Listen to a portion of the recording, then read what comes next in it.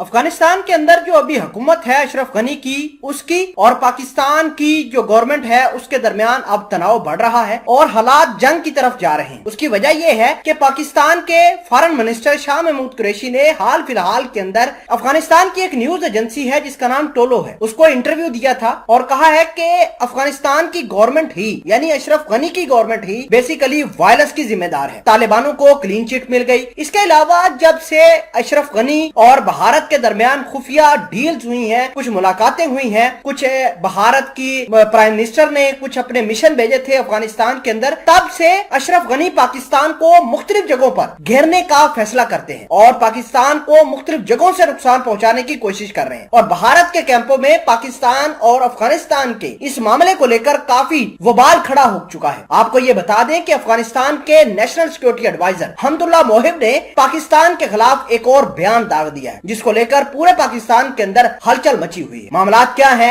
हमदुल्ला मोहिब पाकिस्तान से क्या चाहते हैं और पाकिस्तान के अंदर जो मामला बढ़ रहे हैं अफगानिस्तान को लेकर ये क्या मतलब रखते हैं, तमाम तर चीजें आसान अल्फाज में आप तक पहुंचाएंगे। छोटी सी गुजारिश है कि इस तनाव को जानने से पहले आप हमारा यूट्यूब चैनल हसनात टीवी को सब्सक्राइब कर लें, घंटी का निशान को दबा लें ताकि लेटेस्ट न्यूज आप तक बर वक्त पहुंचती रहे। दोस्तों, सबसे पहले तो आप ये जानिए कि अशरफ गनी की गवर्नमेंट जो है उसके ताल्लुकात शुरू से ही पाकिस्तान के साथ अच्छे नहीं रहे। लगातार वो भारतीयों की, लगातार वो ISIS खुरासान की मदद करते रहे हैं पाकिस्तान के बलूचिस्तान के अंदर और पाकिस्तान के मुख्तलिफ जगहों के अंदर ये टेररिज्म करवाने में अशरफ गनी की गवर्नमेंट बड़ी पे दर पे साबित हुई है। अशरफ गनी ने बहुत सारी ऐसी टैक्टिक्स लगाई जिससे पाकिस्तान की सिक्योरिटी फोर्सेस को नुकसान हो। बहरहाल 2017 के बाद पाकिस्तान की आर्मी ने फेंस लगाने का काम शुरू करा था जो इंशाल्लाह इस साल जून के महीने में खत्म हो जाएगा। जैसे ही ये जून का महीना खत्म होगा हमारे मुल्क के जो शेर दिल जवान है पाकिस्तान फौज के,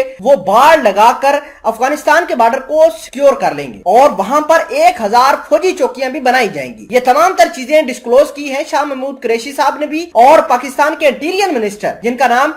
शेख रशीद है, उन्होंने भी ये तमाम तर चीजें डिस्क्लोज की। अब बात यह है कि शाह महमूद कुरैशी ने अफगानिस्तान के एक टीवी चैनल को जिसका नाम तोलो है उसको इंटरव्यू दिया और कहा कि अफगानिस्तान के तालिबान जो हैं वो बिल्कुल ठीक हैं, उन्होंने कोई वायलेंस नहीं किया। अगर वायलेंस के जिम्मेदार हैं तो भारत वाले हैं और अशरफ गनी की गवर्नमेंट है। तब से अशरफ गनी और भारत के दरमियान मुख्तलिफ राब्ते हुए हैं और अशरफ गनी ये कह रहे हैं कि पाकिस्तान को कंटेन करने के लिए LAC और LOC के ऊपर महाज खोल दिया जाए ताकि पाकिस्तान LAC के ऊपर चाइना की मदद के लिए चला जाए और LOC के अंदर खुद ही भारत के साथ भिड़ना शुरू कर। आप खुद इस चीज का अंदाजा लगाइए कि पाकिस्तान को किस तरह ट्रैप करने की कोशिश की जा रही है। मोदी ने कतर के अंदर तालिबानों के जो